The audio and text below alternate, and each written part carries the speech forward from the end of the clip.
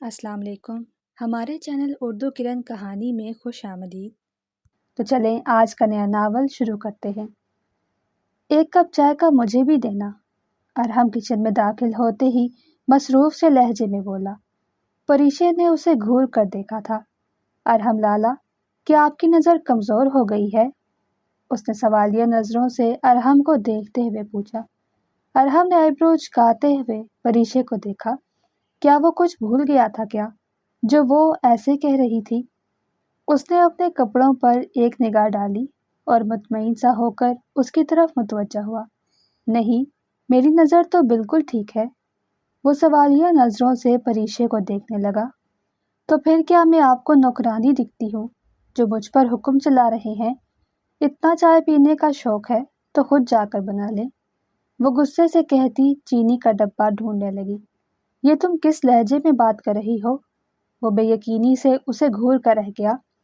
میں چائے بنا چکی ہوں اور دوبارہ نہیں بناؤں گی، وہ اٹل لہجے میں کہتے ہوئے چائے کپ میں ڈالنے لگی۔ ارحم نے زیر لب مسکراتے ہوئے اس کپ پر نگاہ رکھی ہوئی تھی۔ بس چینی 1 چمچ ہی ڈالنا، یہ کہتے ہوئے وہ موبائل پر جھک گیا، جبکہ پریشے نے اسے گھور کر دیکھا۔ اسے کالج سے دیر ہو رہی تھی۔ جلدی سے اس نے چائے کے کپ میں 1 چمچ چینی ڈالی اور وہاں سے جانے ہی لگی جب ارحم نے اس کے ہاتھ سے وہ پیالی اچک لی۔ تم دوسری بنا دو، مجھے دیر ہو رہی ہے، یہ کہتے ہوئے وہ کچن سے نکل گیا، جبکہ پریشے کی آنکھیں نم ہونے لگی۔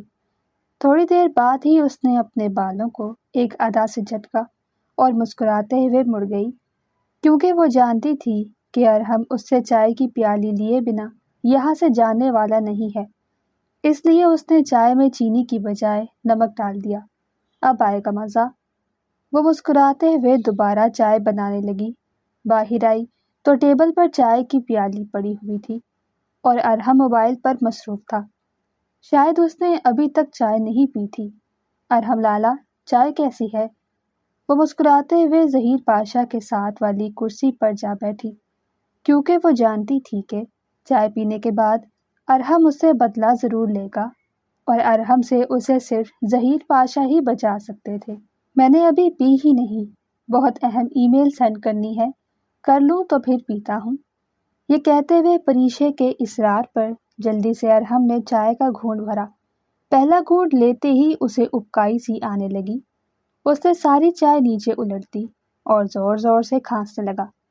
یہ تم نے چائے میں کیا ڈالا ہے؟ وہ غصے سے کہتے ہوئے پریشے کو گھور کر رہ گیا۔ وہ مسکین صورت بنائے ظہیر پاشا کی طرف دیکھنے لگی۔ ارحم لالا، چائے میں نے اپنے لیے بنائی تھی، کہا بھی تھا کہ آپ نہ پئیں۔ وہ معصوم چہرہ بنائے کبھی ارحم کو دیکھتی تو کبھی ظہیر کو۔ وہ غور سے ان دونوں کو دیکھ رہے تھے۔ تم نے جان بوجھ کر اس میں چینی کی جگہ نمک ملایا ہے نا؟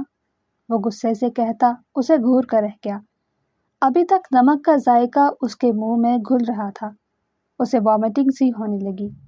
تمہیں دیکھ لوں گا، وہ غصے سے کہتے ہوئے اپنے کمرے کی طرف بڑھ گیا، جبکہ پریشے زیر لب مسکراتی رہی۔ ظہیر پاشا جانتے تھے کہ غلطی کس کی ہے، مگر ان دونوں کے دم سے ہی اس ویران حویلی میں رونق لگی رہتی تھی۔ ارحم لالا جلدی کریں، مجھے دیر ہو رہی ہے۔ پریشے کالج بیگ کندھے پر لٹکائے جلدی سے ڈائننگ ایریا کی طرف آئی، جہاں ارحم ناشتہ کر رہا تھا۔ ظہیر پاشا ابھی تک اخبار پڑھنے میں مصروف تھے۔ ارحم نے پریشے کی بات سننے کے باوجود اسے نظر انداز کر دیا تھا۔ ایسے کیسے ہو سکتا تھا کہ وہ اس سے بدلہ ہی نہ لے؟ نہیں، مجھے دیر ہو رہی ہے اور میرے پاس وقت نہیں ہے، تم ایسا کرو ڈرائیور کے ساتھ چلی جاؤ۔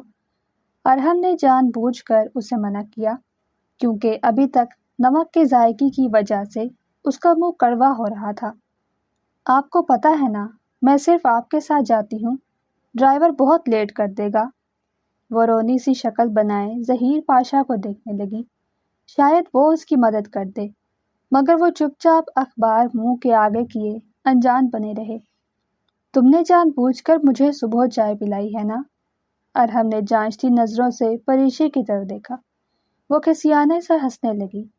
اچھا نہ لالا، سوری، معاف کر دیں، آپ نے بھی تو زبردستی مجھ سے چائے لے لی، آپ جانتے تھے کہ آج میرا پیپر ہے اور مجھے دیر ہو رہی ہے، اوپر سے ملازمہ بھی نہیں آئی۔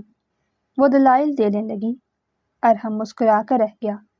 میں تمہیں کالج نہیں لے کے جاؤں گا کیونکہ مجھے بھی دیر ہو رہی ہے، اس نے اسی کے انداز میں جواب دیا تو پریشے ظہیر پاشا کی طرف دیکھ کر رہ گئی۔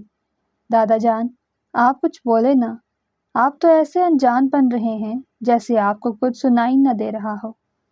ارحم اس کی بات نہیں مان رہا تھا تو اس کا رخ ظہیر پاشا کی طرف مڑ گیا۔ وہ ہڑبڑا گئے۔ ارحم، چلو شاباش، بہن کو کالج چھوڑ دو، اس کو دیر ہو رہی ہے۔ ظہیر پاشا نے ڈپٹتے ہوئے ارحم کو کہا تو وہ منہ بنا کر رہ گیا۔ یہ میری بہن نہیں ہے۔ ارحم نے غصے سے اس لڑکی کو گھورا جو اس سے پورے 8 برس چھوٹی تھی مگر ہر وقت اس سے مقابلہ کرتی تھی۔ آپ میرے بھائی ہو بھی نہیں سکتے۔ اگر میرا بھائی ہوتا تو آپ سے 1,00,000% اچھا ہوتا۔ وہ ڈٹبڈائی آنکھوں سے کہتے ہوئے بیگ لے کر باہر کی طرف بڑھ گئی۔ ظہیر پاشا نے تعصب بھری نگاہوں سے ارحم کو دیکھا۔ وہ سر جھکا کر رہ گیا۔ وہ اسے وہ بھیانک دن یاد کروا گیا تھا جس کے لیے اس نے ظہیر پاشا سے وعدہ کیا تھا کہ وہ کبھی پریشے کو اس متعلق بھنک بھی نہیں پڑنے دے گا۔ شرمندہ سا ہو کر وہ آدھا ناشتہ کیے وہاں سے چلا گیا۔ ظہیر پاشا جو اب تک اخبار پڑھنے کی اداکاری کر رہے تھے، انہوں نے اخبار فولڈ کیا اور ٹیبل پر رکھ دیا۔ وہ خود کو بہت تھکا ہوا محسوس کر رہے تھے۔ رکو پریشے، میں تمہیں لے چلتا ہوں۔ وہ ڈرائیور کو ہاتھ کے اشارے سے منع کرتا ہوا آگے بڑھا۔ مجھے اب آپ کے ساتھ نہیں جانا۔ آپ مجھے بتاتے کیوں نہیں کہ اس رات کیا ہوا تھا؟ رونے کی وجہ سے پریشے کی آنکھوں میں ہلکی سی گلابی گھلنے لگی۔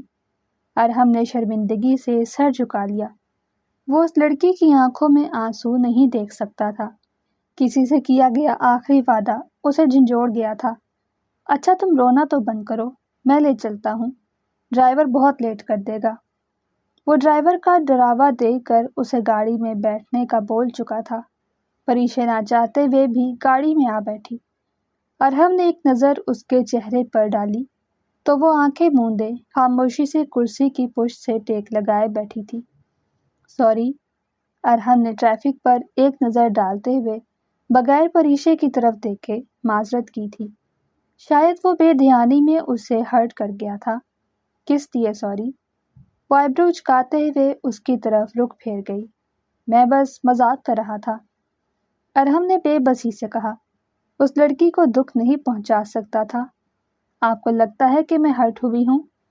وہ مسکراہٹ دباتے ہوئے باہر دیکھنے لگی۔ ہاں شاید۔ ارحم نے رخ پھیر کر اس کی طرف دیکھا تھا جو مسکراہٹ چھپانے میں ناکام ہو رہی تھی۔ میں نے تو یہ سب ڈرامہ کیا تھا کیونکہ میں جانتی تھی آپ مجھے کالج چھوڑنے نہیں آئیں گے۔ یہ کہتے ہی وہ ہنسنے لگی۔ جبکہ ارحم کا پارا ہائی ہوا۔ تو یہ سب تو اس لیے کر رہی تھی؟ وہ بے یقینی سے اس کی طرف دیکھتے ہوئے کہہ رہا تھا۔ ہاں بالکل، اس میں کوئی شک نہیں۔ وہ جلدی سے اپنا بیگ سنبھالتے ہوئے سیدھی ہو کر بیٹھ گئی۔ میں تم سے صبح والی چائے کا بدلہ لوں گا اور اس بات کا الگ سے۔ وہ حتمی فیصلہ کرتے ہوئے بچوں کی طرح رخ پھیر گیا۔ اس کا غصہ پورے خاندان میں مشہور تھا مگر اس لڑکی کے سامنے وہ خاموش ہو جایا کرتا تھا۔ اس کی پریشے کی طرف سے بہت ہی حساب نکلتے تھے۔ اگر آپ نے کچھ کیا تو میں دادا جان کو فون کر دوں گی، پھر دیکھے گا کہ وہ کیا کرتے ہیں۔ وہ نروٹھے انداز میں باہر کی طرف دیکھنے لگی۔ ارحم سر جھٹک کر رہ گیا۔ اس سے بحث کرنا فضول ہے، جلدی اترو۔ وہ غصے سے کہتے ہوئے لب بھیج گیا جبکہ پریشے نے حیران ہو کر باہر دیکھا تھا۔ اس کا کالج ابھی بھی 5 منٹ کی دوری پر تھا، یعنی وہ بدلہ لے رہا تھا۔ مجھے لگتا ہے آپ کی نظر کمزور ہو گئی ہے کیونکہ یہ کالج نہیں ہے۔ اس نے سامنے والی بلڈنگ کی طرف اشارہ کیا تو ارحم زیر لب مسکرانے لگا۔ یہ جو تم نے مجھ سے جھوٹ بولا ہے یہ اس کی سزا ہے، باقی راستہ تم پیدل جاؤ گی۔ وہ مصنوعی غصے سے کہتے ہوئے اس کی طرف دیکھنے لگا۔ پریشے نے غصے سے اسے گھورا، زور سے گاڑی کا دروازہ بند کیا اور جانے لگی۔ ارحم پیچھے بڑبڑا کر رہ گیا۔ وہ غصے میں ہمیشہ ایسے ہی دروازہ بند کیا کرتی تھی۔ جب تک وہ کالج کے اندر داخل نہیں ہو گئی، ارحم گاڑی کے ساتھ وہیں کھڑا رہا۔ نہ جانے کیوں اسے عجیب سے وسوسے ستا رہے تھے۔ وہ ارحم کو سناتے سناتے ہوئی اپنی کلاس کی طرف بڑھ گئی، جب کسی شخص سے وہ زور سے ٹکرائی۔ آنکھیں اوپر اٹھا کر دیکھا تو سر فضل سامنے کھڑے تھے۔ وہ ہڑبڑا کے پیچھے ہوئی۔ سوری سر، میں نے آپ کو دیکھا نہیں۔ وہ شرمندہ ہوتے ہوئے سر جھکا گئی۔ کوئی بات نہیں بیٹا، آپ کلاس میں جائیں، آپ کا پیپر شروع ہونے والا ہے، وہ نرمی سے کہتے ہوئے وہاں سے چلے گئے، جبکہ پریشے اپنا سر تھام کر رہ گئی۔ پیپر ہوتے ہی وہ گیٹ پر آ کر کھڑی ہو گئی۔ اسے بہت کوفت ہو رہی تھی۔ ایک تو پیپر اچھا نہیں ہوا تھا، دوسرا وہ اپنی دوست کو پیپر دکھا رہی تھی جب میم نے اس سے پیپر کھینچ لیا اور بالکل پیپر ختم ہونے سے 10 منٹ پہلے ہی پیپر واپس کیا۔ سارا وقت وہ روتی رہی تھی۔ وہ بار بار ارحم کو کال ملا رہی تھی، مگر اس کا نمبر بند جا رہا تھا۔ ڈرائیور کو کال کی تو اس نے کہا کہ وہ گاؤں گیا ہوا ہے، وہ ارحم کو کال کر کے بلا لے۔ ظہیر پاشا کو بھی وہ کافی دیر کال کرتی رہی، مگر کسی نے کال نہیں اٹھائی۔ وہ پریشان ہو کر آدھا گھنٹہ گیٹ پر کھڑی رہی۔ تمام بچے جا چکے تھے، اکا دکا سٹاف کے لوگ ہی کالج میں موجود تھے۔ وہ رکشے پر جانے کا رسک نہیں لے سکتی تھی، کیونکہ وہ جانتی تھی ظہیر پاشا بہت ناراض ہوں گے۔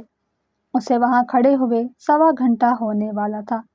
ٹانگیں شل ہو چکی تھی، آنکھوں میں جلن ہو رہی تھی۔ اب اسے پریشانی ہونے لگی۔ دوپہر کا وقت تھا، سڑک پر بھی زیادہ رش نہیں تھا۔ وہ گھبرانے لگی۔ اسے دور سے چند آدمی گھورتے ہوئے محسوس ہوئے۔ اس کے ہاتھ پاؤں پھول گئے۔ اس نے ارحم کو کئی ٹیکسٹ کر ڈالے۔ ارحم کا میسج آیا تو اس نے جلدی سے موبائل کھولا۔ تم ڈرائیور کو کال کر لو، میں بہت بزی ہوں۔ ارحم کا جواب اس کا منہ چڑھا رہا تھا۔ اس نے بہت کالز کی مگر نمبر دوبارہ سے بند ہو گیا۔ وہ باقاعدہ رونے لگی۔ بیگ میں پیسے ٹٹولے تو 20 روپے کے علاوہ کچھ بھی نہیں ملا۔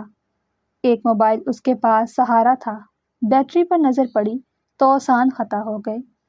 اس کی چارجنگ 2% تھی۔ وہ گھبرا کر ارد گرد دیکھنے لگی۔ دور کھڑے 5 آدمی اسے ندیدوں کی طرح دیکھ رہے تھے۔ پریشے کو خوف سے ہونے لگی۔ اس نے جی بھر کر ارحم کو گالیاں دی اور چھوٹے چھوٹے قدم لیتے ہوئے سڑک کی طرف بڑھ گئی۔ اس نے کئی بار پیچھے مڑ کر دیکھا۔ وہ آدمی وہیں کھڑے اسے سر سے پیر تک گھور رہے تھے۔ وہ گھبرا گئی۔ آیت الکرسی کا ورد کرتے ہوئے وہ گھر کے راستے کی طرف چل پڑی۔ اسے زیادہ وقت نہیں لگنا تھا، مگر خوف کی وجہ سے اس کے دل کی دھڑکن بے ترتیب ہو رہی تھی۔ اے لڑکی رک! ان میں سے سب سے لمبے قد والے آدمی نے اسے پکارا تو پریشے کے اوسان خطا ہو گئے۔ اس کے چلنے میں تیزی آ چکی تھی، مگر وہ لوگ بھی اب اس سے زیادہ فاصلے پر نہیں تھے۔ وہ گھبراتے ہوئے فل سپیڈ میں بھاگنے لگی۔ اتنے بھاری بیگ کے ساتھ اسے بھاگا نہیں جا رہا تھا، مگر اسے اپنی عزت سب سے زیادہ عزیز تھی۔ رک جا لڑکی، ورنہ ہم سے برا کوئی نہیں ہوگا، ان میں سے ایک آدمی شدید غصے میں دھاڑتے ہوئے بولا۔ پریشے کے ہاتھ پاؤں سن ہونے لگے۔ اس نے سوچا بھی نہیں تھا کہ اس کے ساتھ یہ سب ہو جائے گا۔ دور رہو مجھ سے، تم جانتے نہیں ہو کہ میں کس کی پوتی ہوں، وہ باقاعدہ پورا زور لگاتے ہوئے بلند آواز میں بولی تھی، مگر اس کے پیچھے بھاگنے والے آدمیوں کی رفتار میں کمی نہیں آئی۔ فاصلہ بہت کم رہ گیا تھا۔ خوف کے مارے اس کے منہ سے کوئی آواز نہیں نکل رہی تھی۔ بھاگتے ہوئے وہ کافی دور آ گئی تھی۔ سانسیں پھولی ہوئی تھی، پیر درد کر رہے تھے اور جوتی ٹوٹ گئی تھی۔ وہ رونے لگی۔ اب چند قدم کا فاصلہ رہ گیا تھا۔ وہ انہیں چکما دینے میں کامیاب نہیں ہوئی تھی۔ تبھی دور سے اسے رکشہ آتے ہوئے دکھائی دیا۔ امید کی آخری کرن تو وہ بھاگتے ہوئے پورے زور سے اس رکشے والے کو روکنے میں کامیاب ہو چکی تھی۔ اس سنسان سڑک پر رکشے والے کو دیکھ کر وہ تمام آدمی دور کھڑے اسے تکتے رہ گئے۔ وہ جلدی سے رکشے میں بیٹھی اور اسے ہدایت دینے لگی۔ اس کی سانسیں پھولی ہوئی تھیں۔ رکشے والا خاصا سمجھدار دکھائی دے رہا تھا۔ بی بی جی فکر مت کرو، ایسوں کو میں اچھے سے جانتا ہوں۔ آپ کو نہیں پتا آج کل کتنی لڑکیاں اغوا ہو رہی ہیں۔ آپ کو اکیلے نہیں نکلنا چاہیے تھا۔ رکشے والا فکر مندی سے بولا۔ وہ جتنی سپیڈ میں رکشہ چلا سکتا تھا وہ چلا رہا تھا۔ وہ لوگ اب دور کہیں پیچھے رہ گئے تھے۔ گھر سے کوئی لینے نہیں آیا، اس لیے میں کالج سے نکل آئی تھی۔ میرا گھر یہی پاس میں ہے۔ وہ روتے ہوئے اسے اپنے گھر کا ایڈریس سمجھانے لگی۔ اچانک اس کی نظر باہر پڑی تو وہ حیران رہ گئی۔ وہ شخص اسے شہر سے کہیں دور لے جا رہا تھا۔ رکو، یہ تم کہاں لے کر جا رہے ہو؟ یہ راستہ میرے گھر کو نہیں جاتا۔ وہ رونی شکل بنا کر باہر دیکھنے لگی۔ بی بی جی، یہ تو میں اچھے سے جانتا ہوں کہ یہ راستہ آپ کے گھر کو نہیں جاتا۔ وہ خباثت سے مسکراتے ہوئے باہر دیکھنے لگا۔ تو تم مجھے کہاں لے کر جا رہے ہو؟ اچانک وہ ہوش میں آئی۔ اب تک تو وہ خود کو ریلیکس کرنے میں ہی ہلکان ہو رہی تھی، وہیں جہاں تم جیسی لڑکیوں کو ہونا چاہیے۔ وہ ہنستے ہوئے اسے کسی بدمعاش سے کم نہیں لگ رہا تھا۔ جو بات ہے صاف صاف کرو اور یہ رکشہ روکو، ورنہ پولیس کو فون کر دوں گی۔ وہ روتے ہوئے موبائل آن کرنے لگی، مگر اس کا موبائل ہی بند ہو چکا تھا۔ وہ روتے ہوئے باہر کی طرف دیکھنے لگی۔ رکشے والے نے سپیڈ بڑھا دی تھی۔ اب رکشہ ایک کچے راستے پر چل پڑا۔ ارد گرد فصلیں دیکھ کر وہ سمجھ گئی کہ وہ شہر سے بہت دور آ چکے ہیں۔ روکو گاڑی، ورنہ میں شور مچاؤں گی۔ پریشانی سے روتے ہوئے اسے وارننگ دی تو وہ زور زور سے ہنسنے لگا۔ بی بی، یہ علاقہ بھی ہمارا ہے اور یہاں رہنے والے لوگ بھی۔ تم ہمارا کچھ نہیں بگاڑ سکتی۔ تمہیں کیا لگا کہ میں تمہاری مدد کرنے والا ہوں، جبکہ میں انہی لوگوں کا ساتھی ہوں جو تمہارے پیچھے بھاگ رہے تھے۔ یہ تو ہماری چال تھی۔ وہ زور زور سے کہے لگانے لگا، جبکہ پریشے تو سن ہو کر ایک طرف ہو کر بیٹھ گئی۔ وہ شخص اسے دھوکہ دے رہا تھا اور وہ اس پر پاگلوں کی طرح یقین کر کے چلی آئی تھی۔ رکشہ روکو، ورنہ میں چلتے رکشے سے کود جاؤں گی۔ اس نے زور سے اپنا بیگ پکڑا اور باہر کی طرف دیکھنے لگی۔ اگر وہ یہاں سے کود بھی جاتی تو زندہ بچ جاتی، کیونکہ ارد گرد فصلیں تھیں، اسے معمولی سی چوٹیں آ سکتی تھیں۔ تم کچھ نہیں کر سکتی، چپ چاپ بیٹھی رہو، ورنہ میری ایک گولی کی مار ہو۔ رکشے والا سختی سے کہتے ہوئے رکشہ بھگانے لگا، جبکہ پریشے نے بغیر سوچے سمجھے رکشے سے چھلانگ لگا دی۔ وہ دور جا گری تھی۔ رکشے والے نے تھوڑا دور جا کر رکشہ روک دیا۔ وہ جلدی سے زخم سنبھالتے ہوئے درخت کے پیچھے چھپ گئی۔ رکشے والا بھاگتا ہوا اس طرف آیا، ارد گرد ڈھونڈنے لگا، مگر وہ اس تک نہیں پہنچ پایا۔ نیچے پڑی ہوئی اینٹ اٹھا کر پریشے نے اس کے سر پر وار کر دیا۔ اس کے سر سے خون کا فوارہ ابل پڑا تھا۔ وہ چیختے چلاتے ہوئے پریشے کو گندی گندی گالیاں دینے لگا، جبکہ وہ روتے ہوئے اپنے نیچے گرا ہوا بیگ اٹھا کر وہاں سے بھاگنے لگی۔ اسے رکشہ دیکھ کر رونا آ رہا تھا۔ ظہیر پاشا نے کئی بار اسے ڈرائیونگ سیکھنے کو بولا تھا، مگر وہ ہر بار انکار کر دیتی۔ اگر آج اسے ڈرائیونگ آتی ہوتی تو شاید اسے یہیں سے بھاگنے میں آسانی ہو جاتی۔ ابھی وہ چند قدم دور ہی گئی تھی جب اس کے ذہن میں خیال آیا، کیوں نہ رکشے والے کا موبائل استعمال کر لیا جائے۔ وہ جلدی سے واپس پلٹی اور ظہیر پاشا کا نمبر ملانے لگی جو بن جا رہا تھا۔ وہ روتے ہوئے موبائل اٹھا کر کچے راستے پر بھاگنے لگی۔ اس نے ارحم کو فون ملایا تو فوراً کال اٹھا لی گئی۔ ارحم لالا، کہاں ہیں آپ؟ مجھے بچا لیں، وہ لوگ مجھے اغوا کر کے یہاں لائے ہیں۔ میں علاقہ نہیں جانتی، پلیز خدا کا واسطہ ہے مجھے بچا لیں۔ میں آپ کا ہر کہا مانوں گی، جیسے آپ کہیں گے میں ویسے کروں گی، بس ایک بار مجھے بچا لیں۔ وہ روتے ہوئے اس کے سامنے گڑ گڑانے لگی، جبکہ ارحم کے تو اوسان خطا ہو گئے۔ وہ سچ میں مصروف تھا، ورنہ اس کے ساتھ ایسا ہرگز نہ کرتا۔ تو مجھے جلدی سے ارد گرد کے منظر دیکھ کر بتاؤ کہ تم کہاں ہو۔ میں پولیس کو فون کرتا ہوں، ہم بہت جلدی تم تک پہنچ جائیں گے۔ گھبرانا مت اور مجھ سے رابطے میں رہنا۔ کوشش کرو کہ جلد از جلد وہاں سے نکل آؤ۔ ارحم نے گھبراتے ہوئے اسے مشورہ دیا۔ وہ فوراً سے آفس سے نکلا اور پولیس اسٹیشن پہنچ گیا۔ یہاں فصلیں ہیں، اس کے علاوہ کچھ بھی نہیں۔ وہ روتے ہوئے اسے تفصیلات بتا رہی تھی۔ پاؤں میں شدید درد تھا، مگر اسے اپنی جان بچانی تھی۔ تم وہیں رکو، ہم آ رہے ہیں۔ ارحم نے اسے وہیں کسی محفوظ جگہ پر رکنے کا کہا اور خود اپنے دوست شہباز کو کال ملانے لگا، جو شہر کا ڈی ایس پی تھا۔ وہ کچے راستے سے سڑک پر آ کھڑی ہوئی۔ سامنے دو راستے تھے۔ اسے یاد نہیں آ رہا تھا کہ وہ کس راستے سے یہاں لائی گئی تھی۔ اللہ کا نام لیتے ہوئے وہ دوسرے راستے پر چل پڑی۔ وہاں لگا بورڈ دیکھ کر اس کے اوسان خطا ہو گئے۔ وہ غلط راستے پر چل پڑی تھی۔ فوراً سے وہ پہلے راستے کی طرف بھاگی۔ ابھی تھوڑا دور ہی گئی تھی جب اسے دور سے ایک ویگن آتی ہوئی دکھائی دی۔ وہ جلدی سے درخت کے پیچھے چھپ گئی۔ اس میں بیٹھے آدمی اسے اچھے سے یاد تھے۔ وہ لوگ اسے پاگلوں کی طرح ڈھونڈ رہے تھے۔ وہ رکشے والے کا موبائل ہاتھ میں پکڑے زور زور سے دعائیں مانگنے لگی۔ ویگن کے وہاں سے جاتے ہوئے اس نے شکر ادا کیا اور اسی راستے پر بھاگنے لگی۔ اسے اتنا تو پتہ چل گیا تھا کہ وہ جس راستے پر جا رہے تھے وہ راستہ اس کے گھر کو جاتا تھا۔ روتے ہوئے اس نے دوبارہ ارحم کو کال ملائی تو اس نے اسے تسلی دی اور فون کاٹ دیا۔ 15 منٹ بھاگنے کے بعد اسے دور سے پولیس کے سائرن کی آواز آئی تو وہ چوکنی ہو گئی اور پولیس کے سائرن کے تعاقب میں بھاگنے لگی۔ وہ چکراتے سر کے ساتھ ایک جگہ پر کھڑی ہو گئی۔ اسے اپنی آنکھوں کے سامنے اندھیرا چھاتا ہوا محسوس ہوا۔ اسے ایسے لگا جیسے اس کے جسم میں سے کسی نے ساری طاقت نچوڑ لی ہو۔ اسے نہیں یاد کہ اس کے ساتھ کیا ہوا۔ جب آنکھ کھلی، پریشان ہو کر دیکھا تو اپنے کمرے میں تھی۔ پہلو میں ظہیر پاشا پریشانی سے بیٹھے تھے جبکہ ارحم سر جھکائے صوفے پر بیٹھا ہوا تھا۔ وہ روتے ہوئے اٹھ بیٹھی۔ ظہیر پاشا اس کی طرف متوجہ ہوئے۔ کتنی ہی دیر سے وہ پوتی کے ہوش میں آنے کی دعا کر رہے تھے۔ بیٹی تم ٹھیک تو ہو؟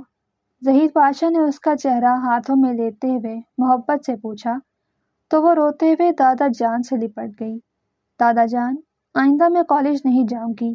آپ ٹھیک کہتے ہیں، ہم اس شہر میں بھی محفوظ نہیں۔ وہ زاروں کی طرح رو رہی تھی جبکہ ارحم شرمندگی سے سر جھکائے بیٹھا رہا۔ یہ سب اسی کی وجہ سے تو ہو رہا تھا۔ کاش وہ اس وقت اس کی کال سن لیتا۔ تم پریشان مت ہو، سب ٹھیک ہو جائے گا۔ آئندہ گارڈز تمہارے ساتھ جایا کریں گے اور ڈرائیور ہی تمہیں لے آیا کرے گا۔ باقاعدہ میں اس کے ساتھ آیا کروں گا۔ ظہیر پاشا نے پوتی کو تسلی دیتے ہوئے کہا تو اس کے رونے میں شدت آ گئی۔ ارحم مجرم بنا ایک طرف بیٹھا رہا۔ وہ شرمندگی سے اسے مخاطب بھی نہیں کر پا رہا تھا۔ اگر وہ لوگ وقت پر نہ پہنچتے تو ہو سکتا تھا کہ وہ گنڈے اسے اٹھا کر لے جاتے۔ ارحم، مجھے تم سے یہ امید نہیں تھی۔ ظہیر پاشا نے اپنی ازلی روب دار لہجے میں ارحم کو غصے سے دیکھتے ہوئے کہا تو وہ وہیں کھڑا رہ گیا۔ دادا جان، میں شرمندہ ہوں۔ میں نے یہ سب نہیں چاہا تھا، مگر کلائنٹ سے بہت اہم میٹنگ تھی اور میں نے ڈرائیور کو کال کر کے کہہ دیا تھا۔ آخری وقت میں اپنی ماں کی وفات کی وجہ سے ڈرائیور گاؤں چلا گیا اور یہ سب ہو گیا۔ پریشے، مجھے معاف کر دو۔ وہ سر جھکائے ہاتھ جوڑ گیا۔ پریشے نے سر جھکا دیا۔ وہ شخص کو اپنا مجرم سمجھ رہی تھی مگر ابھی تک اس کے دل میں ارحم کے لیے بھائیوں والا مان موجود تھا۔ کوئی بات نہیں ارحم لالا، میں ٹھیک ہوں۔ یہ کہتے ہوئے وہ رخ پھیر گئی۔ ظہیر پاشا چپ چاپ کمرے سے نکل گئے۔ ارحم نے ایک نگاہ اس پر ڈالی اور کمرے سے نکلتا چلا گیا۔ وہ اپنی غلطی سدھارنا چاہتا تھا۔ ڈی ایس پی کو فون کر کے اس نے پہلے ہی ان گنڈوں کے متعلق ساری ڈیٹیل نکلوا لی تھی۔ تم فکر مت کرو ارحم، میں کچھ کرتا ہوں۔ ان گنڈوں کو سخت سے سخت سزا دی جائے گی۔ ڈی ایس پی کے کہنے پر ارحم مطمئن ہو کر رہ گیا۔ اسے شہباز سے اسی چیز کی امید تھی۔ وہ صبح ناشتے کی ٹیبل آیا تو پریشے سر جھکائے ناشتہ کرنے میں مصروف تھی۔ جلدی سے ناشتہ کر لو، پھر کالج چلتے ہیں۔ وہ سر جھکائے اسے نیا حکم دے گیا جبکہ وہ اسے نظریں چرا رہی تھی۔ ارحم لالا، آپ کو زحمت کرنے کی ضرورت نہیں، دادا جان میرے ساتھ جا رہے ہیں۔ وہ خود کو کچھ سخت کہنے سے روکتے ہوئے ارحم کے غصے کو بڑھاوا دے گئی۔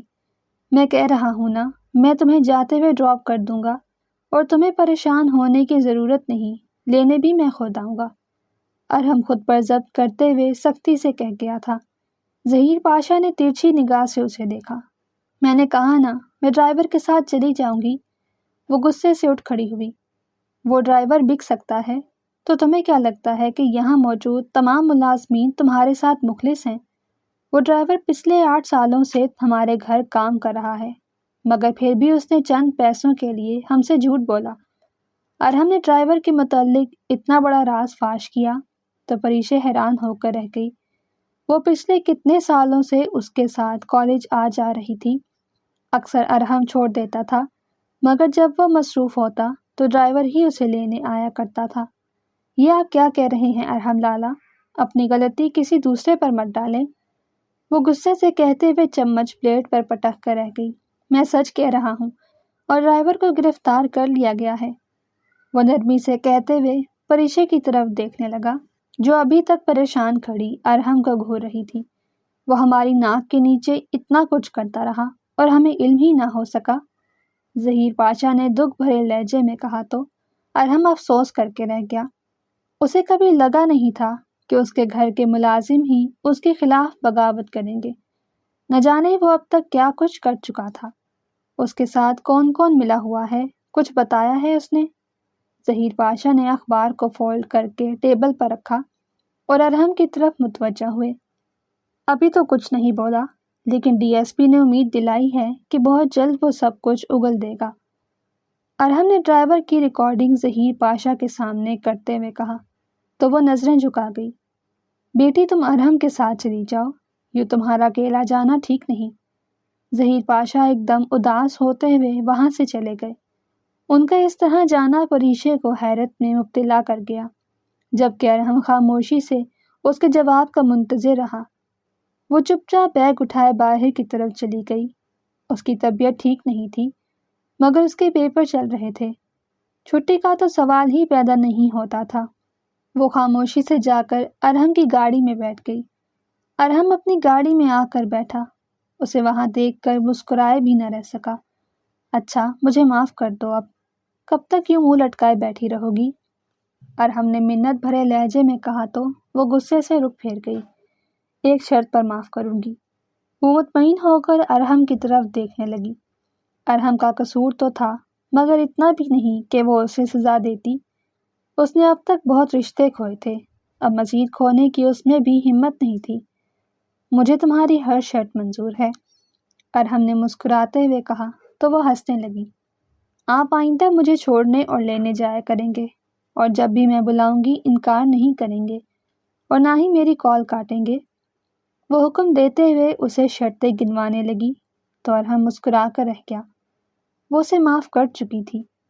پیپر ہوتے ہی اس نے ارحم کو فون ملایا تو پہلی بیل پر ہی اس نے کال اٹھا لی۔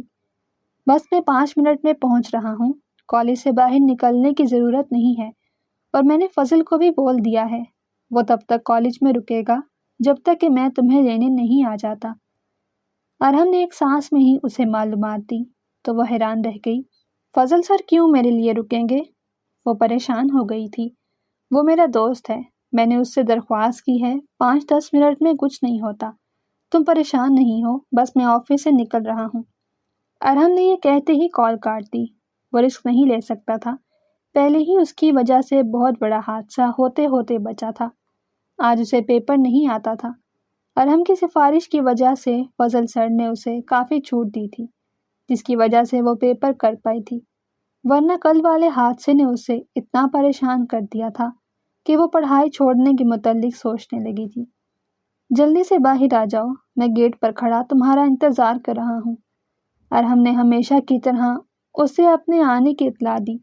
وہ جلدی سے فضل سر کو جانے کا بول کر گیٹ کی طرف بڑھ گئی، جہاں باہر ارحم کھڑا اس کا انتظار کر رہا تھا۔ جلدی بیٹھو، اتنی گرمی ہو رہی ہے، ارحم نے ٹیشو سے اپنے ماتھے کا پسینہ صاف کرتے ہوئے کہا تو پریشے مسکرانے لگی۔ لالا بس کر دیں، اتنی بھی نہیں ہے، میں پنکھے کے بغیر پیپر دے کر آئی ہوں، مجھے تو نہیں لگ رہی۔ وہ یہ کہتے ہوئے سیٹ بیلٹ باندھنے لگی۔ ارحم لالا ذرا گاڑی صدر بازار کے سامنے روکیے گا، مجھے کچھ چیزیں لینی ہیں، وہ لاڈ سے کہتے ہوئے اسے نیا حکم دے رہی تھی، جبکہ ارحم غصے سے اسے گھورنے لگا۔ کوئی ضرورت نہیں ہے وہاں جانے کی، جو بھی چیز لانی ہے مجھے لکھ کر دے دینا یا ملازمہ کو بھیج دینا، وہ لا دے گی۔ ارحم کی بات سن کر اس کا منہ بن گیا۔ لالا مجھے نہیں پتا، اور مجھے اب کسی بھی ملازم پر بھروسہ نہیں، یہ کہتے ہوئے وہ ہاتھ کو گھورنے لگی۔ اچھا ٹھیک ہے، لے چلتا ہوں، مگر تم نے کچھ بھی فضول قسم کی چیزیں لی تو میں فوراً ٹوک دوں گا۔ وہ اس کی ہر چیز پر فدا ہو جانے کی عادت سے تنگ تھا، اس لیے پہلے ہی سمجھانے لگا۔ اچھا ٹھیک ہے، دیکھیں گے، ابھی چلیں تو صحیح، وہ مصروف سے لہجے میں کہتے ہوئے اپنے موبائل کو دیکھنے لگی۔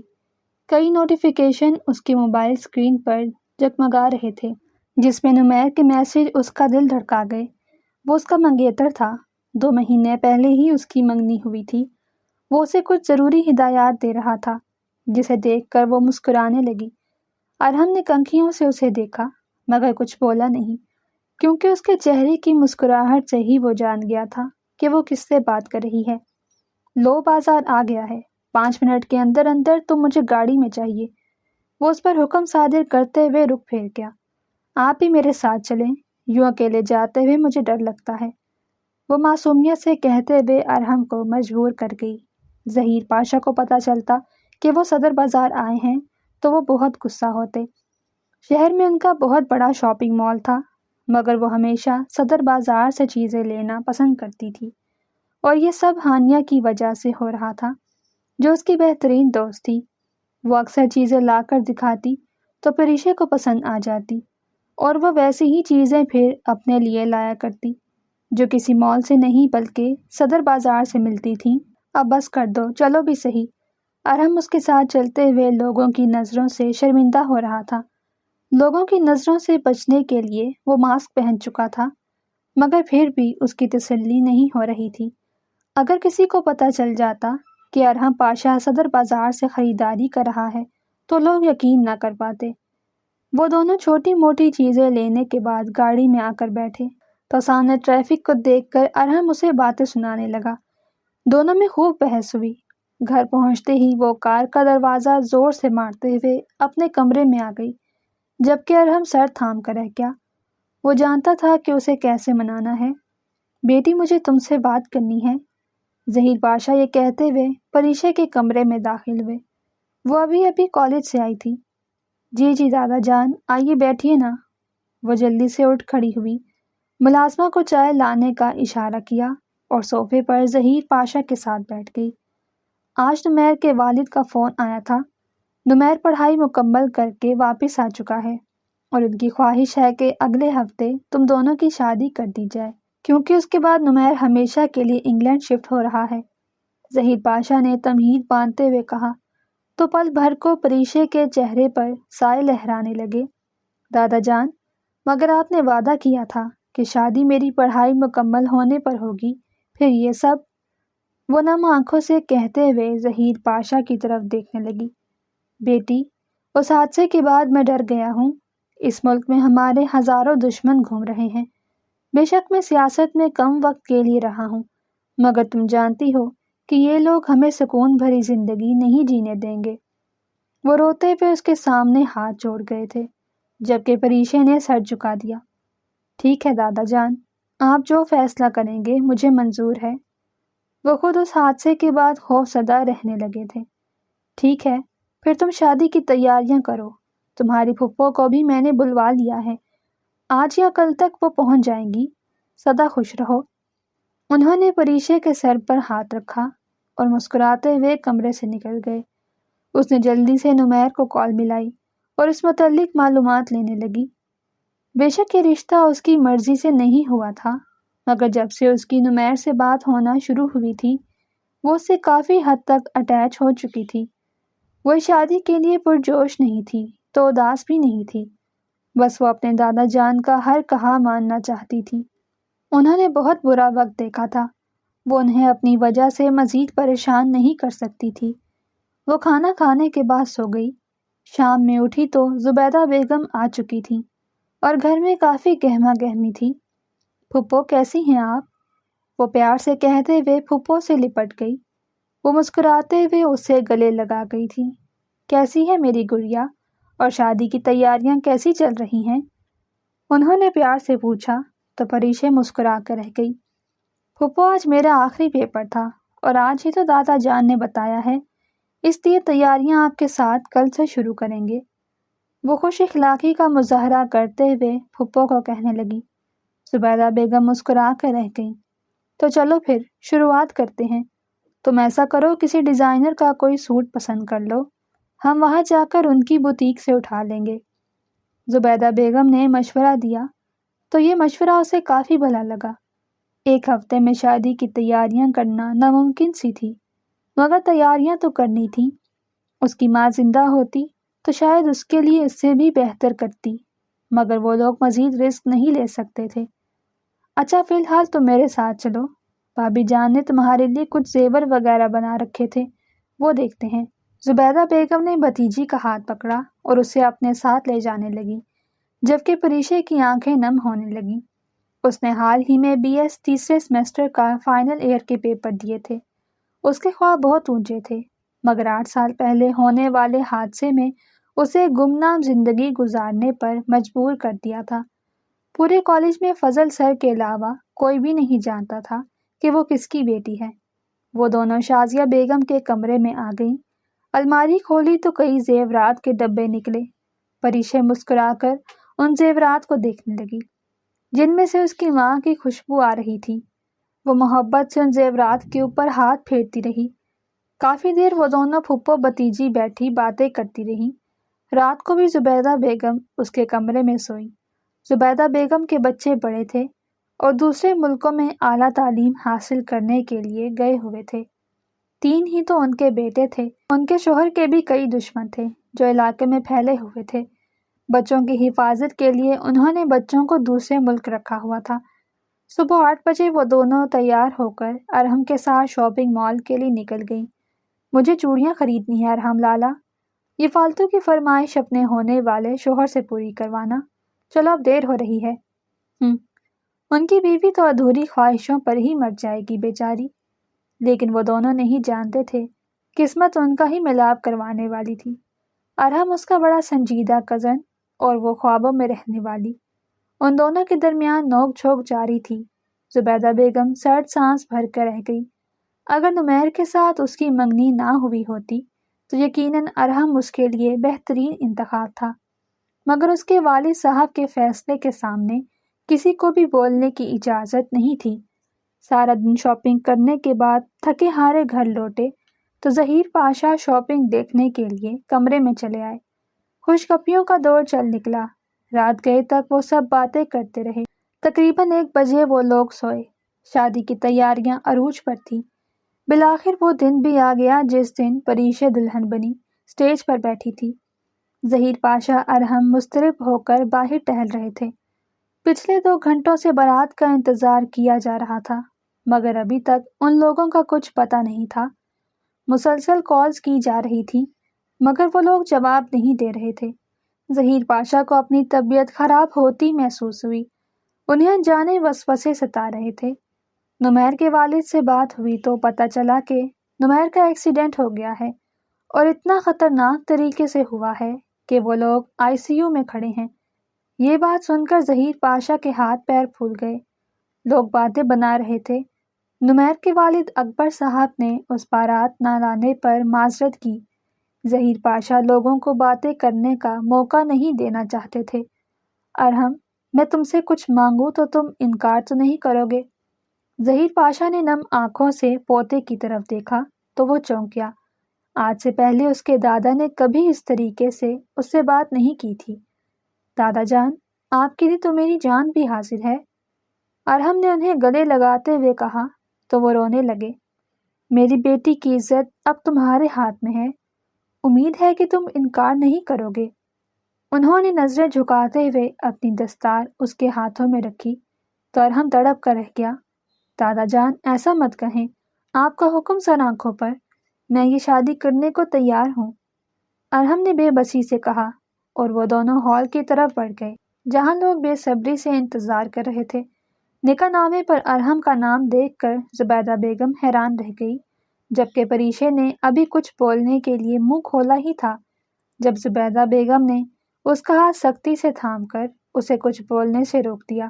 15 منٹ کے اندر اندر وہ پریشے سکندر سے پریشے ارحم بن چکی تھی۔ رخصتی ہوئی تو وہ زبیدہ بیگم کے گلے لگے روتی رہ گئی۔ آج اس کے ماں باپ اسے شدت سے یاد آ رہے تھے۔ نمیر سے اس کی کوئی خاص وابستگی نہیں تھی، مگر اسے اس کی عادت تھی۔ زبیدہ بیگم نے اسے ارحم کے کمرے میں پہنچا دیا تھا۔ وہ خاموشی سے وہاں بیٹھی رہی۔ کئی بار اس نے کپڑے بدلنے کو کہا، مگر ہر بار زبیدہ بیگم نے اسے ڈپٹ دیا۔ کمرے کو خاص سجایا نہیں گیا تھا۔ آدھے گھنٹے میں جتنا ہو سکتا تھا ملازمین نے کمرے کو ڈیکوریٹ تو کر دیا تھا، مگر وہ کہیں سے بھی دلہن کا کمرہ نہیں لگ رہا تھا۔ یا اللہ، یہ کیسا انصاف تھا! دنیا میں ارحم لالا ہی بچا تھا میرے لیے۔ بے وقوف لڑکی! وہ دلہن بنی اس کے کمرے میں روتی بولی جب پیچھے قریب سے اس کی آواز پر اچھلی۔ اچانک اس کا پاؤں لہنگے میں اٹکا۔ وہ زمین بوس ہوتی کہ اس نے کمر سے اسے پکڑ لیا۔ ان دونوں کے درمیان فاصلہ نہ ہونے کے برابر تھا۔ ارحم پریشے کی دل کی دھڑکن آسانی سے سن سکتا تھا۔ وہ پہلی بار اس کے اتنے قریب کھڑی تھی۔ وہ یکٹک اسے دیکھتا رہ گیا۔ وہ حسین تھی، بے حد حسین، اتنی کہ اس کو چہرے سے نظریں ہٹانا بہت مشکل تھا۔ ارحم کی نظر اس کے چہرے سے ہوتے ہوئے اس کے گردن کے تل پر پڑی تو وہ نظریں چرا کر رہ گیا۔ وہ خود کہاں پریشے سے دور رہ پا رہا تھا، کسی مسمرائز انسان کی طرح اسے باہوں میں تھامے کھڑا رہا۔ پریشے پریشان ہوتی ہوئی دور ہوئی تو وہ ہوش کی دنیا میں واپس آیا۔ ارحم لالا، آپ دور رہیں مجھ سے۔ وہ ہچکچاتے ہوئے دور جا کھڑی ہوئی۔ یہ لالا کس کو بول رہی ہو تم؟ آئندہ میں تمہاری زبان سے لالا نہ سنوں، وہ غصے سے کہتے ہوئے شیروانی اتارنے لگا۔ یہ اب آپ کیا کر رہے ہیں؟ کپڑے بدلنے ہیں تو واش روم جائیں نا، یہاں کیا کر رہے ہیں؟ وہ غصے سے کہتے ہوئے رخ پھیر گئی، جبکہ اس کو تنگ کرنے کے لیے وہ شیروانی اتار کر اس کے سامنے کھڑا ہو گیا۔ کیا کر لو گی تم؟ وہ مسکراتے ہوئے اس کی طرف دیکھنے لگا۔ اس کی گال کے گڑھے نمایاں ہوئے تھے، جسے دیکھ کر پل بھر کو تو پریشے بھی مبہوت رہ گئی۔ ارحم کو اس طرح دیکھ کر وہ نظریں نہیں اٹھا پائی۔ پریشے شرما کر رخ پھیر گئی۔ ساری زندگی جسے وہ بھائی سمجھتی رہی تھی، آج اس کا نکاح اسی شخص سے کر دیا گیا۔ وہ نمیر کو معاف کر چکی تھی، اسے اس سے کوئی گلہ نہیں تھا۔ یہ کیا حرکت ہے؟ رخ پھیرے غصے سے بولی۔ شرم کی وجہ سے اس کے گال لال ہونے لگے، نظریں جھکی ہوئی تھیں۔ ارحم ایک ایک قدم چلتا ہوا اس کے قریب آیا۔ جب تک تم نہیں چاہو گی ہم اس رشتے کی شروعات نہیں کریں گے، میں تو بس تمہیں ویسے ہی تنگ کر رہا تھا۔ وہ یکدم سنجیدہ ہوتے ہوئے واش روم کی طرف بڑھ گیا، جبکہ وہ خود سرد سانس خارج کر کے رہ گئی۔ کیا اس نے ارحم کو ناراض کر دیا تھا؟ مگر اس نے تو ایسا کچھ بولا ہی نہیں۔ وہ سوچوں کے گرداب میں پھنسی صوفے پر جا بیٹھی اور جویلری اتارنے لگی۔ یہ کلر تم پر بہت سوٹ کرتا ہے، اچانک ارحم نے کمرے میں آتے ہوئے بولا تو وہ سر جھکا گئی۔ نمیر نے کبھی اس طرح اس کی تعریف نہیں کی تھی۔ وہ جھیپ سی گئی۔ اس نے ارحم کے مشورے پر ہی پنک کلر کا انتخاب کیا تھا، حالانکہ نمیر نے اسے درخواست کی تھی کہ وہ بارات والے دن خاص طور پر لال جوڑا پہنے۔ وہ اسے روایتی دلہنوں کے لباس میں دیکھنا چاہتا تھا، مگر شاید قسمت کو کچھ اور منظور۔ ایک بات پوچھوں آپ سے؟ پریشے نے نظریں جھکاتے ہوئے سوال کیا۔ ارحم اس کے سامنے صوفے پر بیٹھتے ہوئے جویلری اتارنے میں اس کی مدد کرنے لگا۔ اس کی اس مدد پر وہ نظریں جھکا کر رہ گئی۔ جو پوچھنا ہے بلا جھجک پوچھو، یہ کہتے ہوئے وہ جھمکے اٹھا کر ٹیبل پر رکھنے لگا۔ آپ کسی کو پسند نہیں کرتے؟ وہ نظریں جھکاتے ہوئے کہہ تو گئی تھی، مگر ارحم کو خاموش دیکھ کر اسے اپنی غلطی کا احساس ہو رہا تھا۔ نہیں، میں کسی کو پسند نہیں کرتا، ارحم نے سنجیدگی سے جواب دیا، تو وہ کنفیوژن کے مارے انگلیاں مروڑتی رہ گئی۔ تمہیں ایسا کیوں لگا کہ میں کسی کو پسند کرتا ہوں؟ ارحم نے بات بڑھاتے ہوئے نارمل سے انداز میں کہا، تو پریشے کو کچھ ہمت ملی۔ ویسے ہی میں نے آپ سے پوچھا ہے، اگر آپ کسی کو پسند کرتے تھے تو میری وجہ سے آپ کا بہت بڑا نقصان ہوا ہے نا؟ وہ شرمندہ ہوتے ہوئے جوتوں کو گھورنے لگی۔ جس کو پسند کرتا تھا وہ میرے نکاح میں ہے، ارحم نے شرارت سے مسکراتے ہوئے کہا۔ تو پریشے چونک گئی۔ آپ کے کہنے کا کیا مطلب ہے؟ وہ بے یقینی سے دیکھنے لگی۔ یہی جو تم سمجھ رہی ہو۔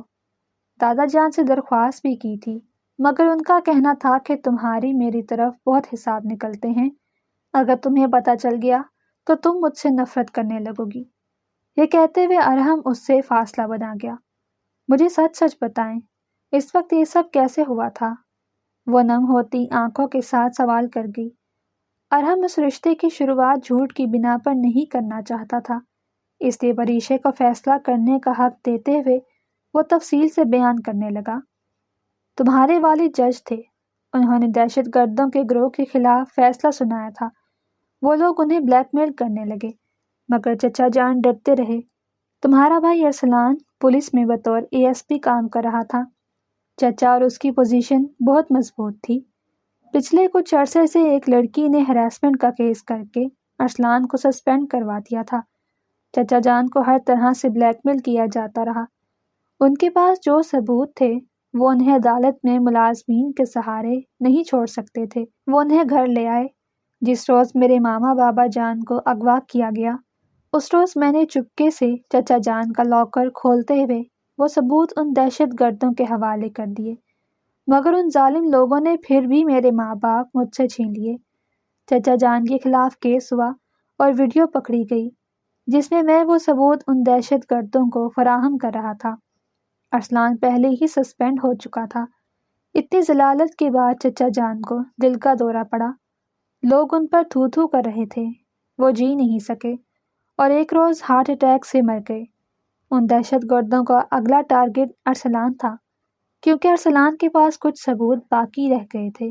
انہوں نے افسران کو پیسہ کھلا کر جو جھوٹا کیس بنوایا تھا اس کی سنوائی تھی۔ میں اور ارسلان عدالت پہنچے، مگر وہ جج ان دہشت گردوں کا خریدا ہوا تھا۔ میں یہ بات جانتا تھا۔ میں نے ارسلان کو بہت سمجھایا، مگر اس کے عملے نے کچھ ثبوت ڈھونڈ لیے تھے۔ میری چھوٹی بہن کو اغوا کر لیا گیا۔ وہ لوگ میرے اپنوں کو آگاہ کر کے مجھے استعمال کرتے رہے۔ اپنی بہن کو بچانے کے لیے میں نے وہ ثبوت عدالت میں پیش نہیں ہونے دیے۔ یوں ارسلان کو بے عزت ہو کر وہاں سے نکالا گیا۔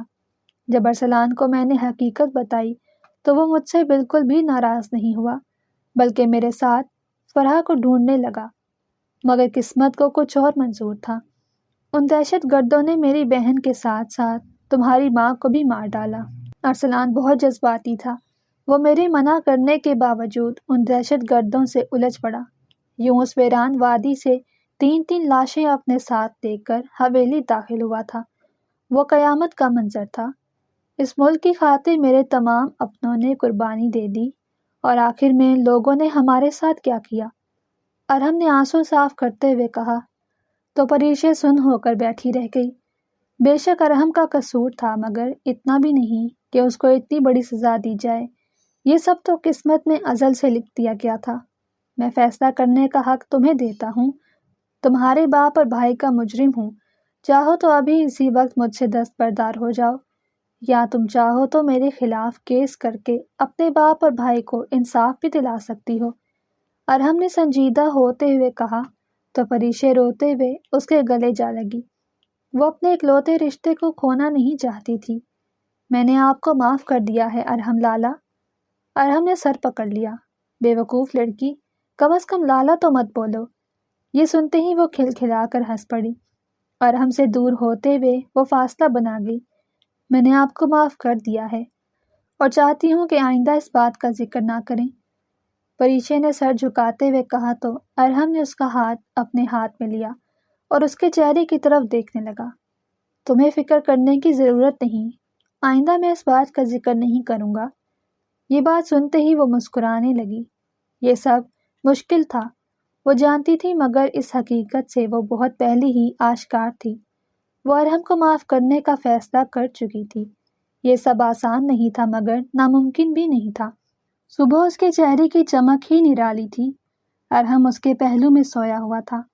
وہ ایک محبت بھری نگاہ اس پر ڈالتے ہوئے کمرے سے نکل گئی۔ وہ ہمیشہ اس کا آئیڈیل رہا تھا۔ نمیر سے تو اس نے دادا جان کی درخواست کرنے پر منگنی کی تھی۔ وہ بہت خوش تھی۔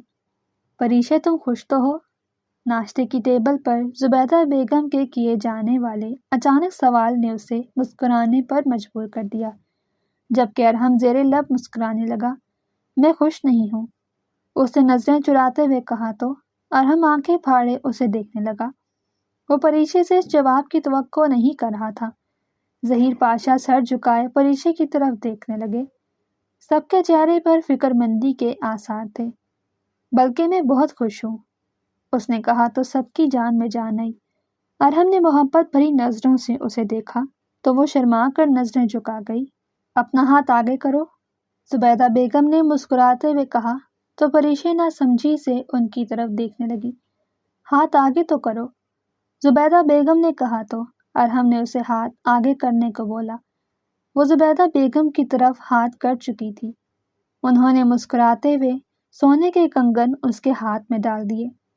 یہ کنگن تمہاری ساس کے تھے، انہوں نے خاص طور پر اپنی بہو کے لیے بنوائے تھے، مگر زندگی نے انہیں مہلت نہیں دی۔ زبیدہ نے افسوس کرتے ہوئے کہا تو ظہیر پاشا نے اسے چپ رہنے کا اشارہ کیا۔ دادا جان، پھپھو کو بولنے دیں، میں سب جان چکی ہوں اور ارحم کو معاف بھی کر چکی ہوں۔ ان کا کوئی قصور نہیں تھا، ان کی جگہ میرا بھائی ہوتا تو وہ بھی یہی کرتا۔ پریشے نے سمجھداری کا مظاہرہ کرتے ہوئے کہا تو ظہیر پاشا نے غصے سے ارحم کو گھور کر دیکھا۔ دادا جان، میں اس رشتے کی شروعات جھوٹ سے نہیں کرنا چاہتا تھا، اس لیے پریشے کو سب کچھ سچ بتا دیا۔ وہ شرمندہ سا ہوتے ہوئے سر جھکائے بیٹھا رہا۔ ظہیر پاشا غصے سے پوتے کو گھورتے رہے۔ دادا جان، میرے شوہر کو نظر لگانے کا ارادہ ہے کیا؟ پریشے نے مسکراتے ہوئے کہا تو ظہیر پاشا بھی ہنسنے لگے۔ ان کی پوتی خوش تھی، انہیں اور کیا چاہیے تھا؟ ان دونوں کو دیکھ کر ہی تو وہ سانس لیتے تھے۔ اگر وہ دونوں خوش تھے تو ظہیر پاشا کے بھی خوشی سے پاؤں زمین پر نہیں لگ رہے تھے۔ سدا خوش رہو۔ زبیدہ بیگم نے دل سے دعا کی تو وہ دونوں مسکرا کر رہ گئے۔ بس اب ایک خواہش رہ گئی ہے، ظہیر پاشا نے خیالات میں کھوتے ہوئے کہا تو سبھی لوگ اس کی طرف متوجہ ہو گئے۔ کون سی دادا جان؟ پریشے نے سب سے پہلے سوال کیا۔ اپنی زندگی میں پردادا بننے کا شرف حاصل کرنا چاہتا ہوں، ظہیر پاشا نے شرارت سے مسکراتے ہوئے کہا تو ان کی بات کا مطلب سمجھتے ہوئے پریشے شرماتے ہوئے اٹھ کر وہاں سے چلی گئی، جبکہ ارحم کا قہقہا بلند ہوا۔ وہ سب خوشخبریوں میں مصروف ہو چکے تھے، جبکہ پریشے اپنے کمرے میں آ گئی۔ وہ بہت خوش تھی، اتنی کہ بتا نہیں سکتی تھی۔ وہ جو چاہتی تھی اسے وہ سب کچھ مل چکا تھا، یہاں تک کہ ارحم کی وجہ سے وہ دہشت گرد بھی پکڑے گئے تھے۔ ہر کسی کو انصاف مل گیا تھا، پھر وہ کیوں رب کی ناشکری کرتی؟ اگر آپ کو ہماری کہانی پسند آئی ہو تو چینل کو سبسکرائب، ویڈیو کو لائک اور شیئر ضرور کریں۔